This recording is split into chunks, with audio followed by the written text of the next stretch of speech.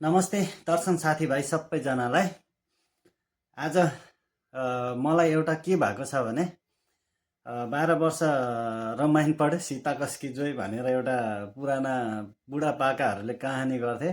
मेरो जीवनमा त्यस्तै घटना घटेको छ। यो भिडियो पुरा हेर्नु होला है, थोरै लामो हुनसक्छ भिडियो। अनि सर्वप्रथम त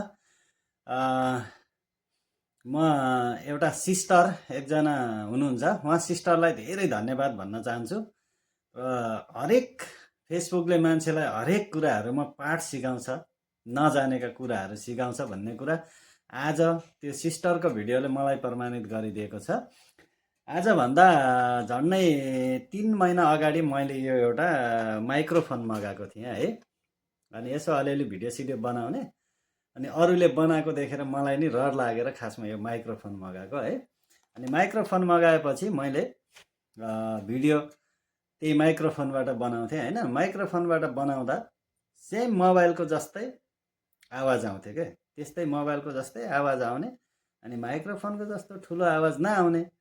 अनि मेरो दिमाग कस्तो लाग्यो भने साले माइक्रोफोन पनि उस्तै त हुँदो रहेछ त, अनि भिडियो उही मोबाइलको जत्तिकै आउँदो रहेछ, बेकारमा पैसा खर्च गरेछु भनेर सोचेँ क्या। तर यो नेपालमा कति पर्छ, दुईवटा छ होइन, कोही सिङ्गल पनि हुन्छ, यो डबल छ।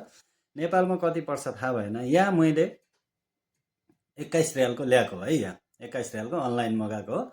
अनि बजारमा सोद्धा चाहिँ अलि महँगो भन्यो, 35-40 रियाल कति भन्यो है। अनलाइन मगाउँदाखेरि 21 रियालमा ल्याएको हो होइन।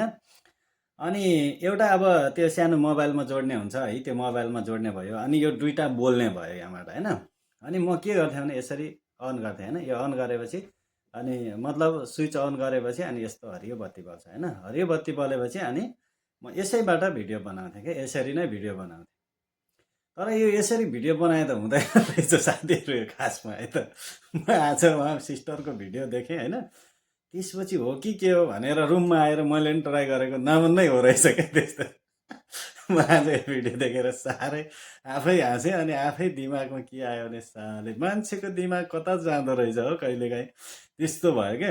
अनि यो यत्तिकैमा बोलेको त्यो हुँदैन रहेछ है, यसलाई अन गर्नुपर्ने रहेछ फेरि एकचोटिलाई। तर यहाँनिर हुँदो रहेछ क्या यसको, हेर्नु यो सानो बटन छ होइन, स्विच अन स्विच अफ गर्ने बटनलाई।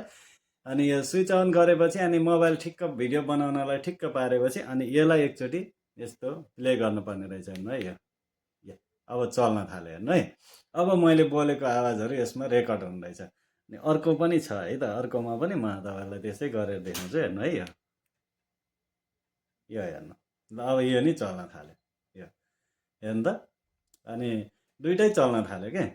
अनि यसरी गऱ्यो भने चाहिँ अनि बल्ल पो आवाज रेकर्ड हुँदो रहेछ त।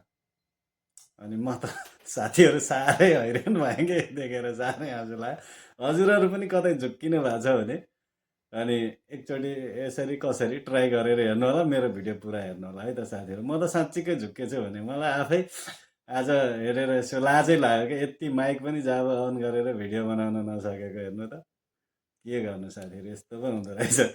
हस् साथीहरू, जय नेपाल जय देश। अनि सबैले भिडियो सेयर गरे